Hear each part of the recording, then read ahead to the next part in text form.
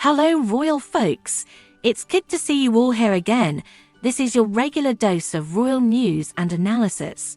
But before we start, please subscribe to my channel and click the bell icon. Thanks. It was another striking visual success for the Wales family, just one of a huge number of appearances William and Kate have put in before, during, and since the coronation. Indeed, now that the new king's reign is in full swing, we can begin to see the Waleses, too, have a fresh agenda. Just as Charles plotted his own career moves as he grew into the job of Prince of Wales, so too are his son and daughter-in-law. One distinguished royal commentator this week described the couple's daily appearances as a social media blitz, ramping up excitement among Gen Z.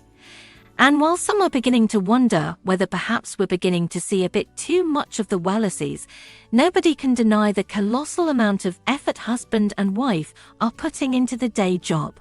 That sense of urgency can be traced back to one person, Carole Middleton, a woman with an awesome work ethic who occupies a unique place in history from being an outsider within the tight-knit royal circle.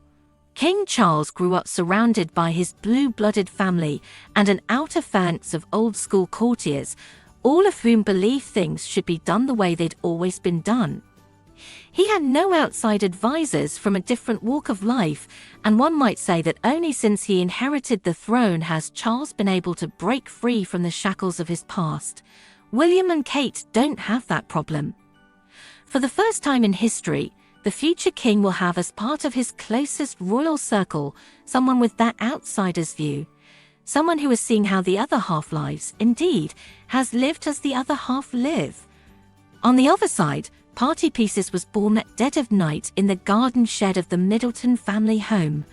When Kate and sister Pippa were tucked up in bed, Carole would work away assembling made-up party bags and take them along to the local preschool group to try to interest other mothers, writes Kate's biographer Sean Smith.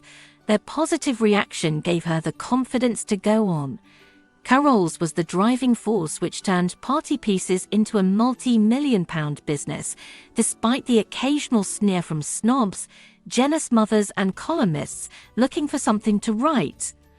Her pre-marriage job as an air stewardess gave rise to further snooty remarks, and as Carole moved towards the grand social position she now occupies, that outsider views stayed with her. When William came into Catherine's life, friends say it was as if the prince had finally found his home. Princess Diana had been dead for nearly 5 years, and his father was permanently busy. The Middletons had all the time in the world for him, and slowly the prince's wounds started to heal. That was more than 20 years ago, and since then, the relationship between mother-in-law and prince has grown closer and closer. Indeed, it's possible to see the shrewd eye of Carole Middleton behind William's many appearances without a necktie, something Charles could never have contemplated in a month of Sundays, and his many other examples of studied informality, striking just the right balance between being royal and being accessible. And just as she moved up from the working class to the middle class, so Carole has encouraged William and Kate to step down from the lofty heights of castles and palaces into a more comfortable place socially. Experts, too, sense the counsel of Mrs. Middleton in the announcement this week that William wants a different coronation from his father's, one that looks and feels different.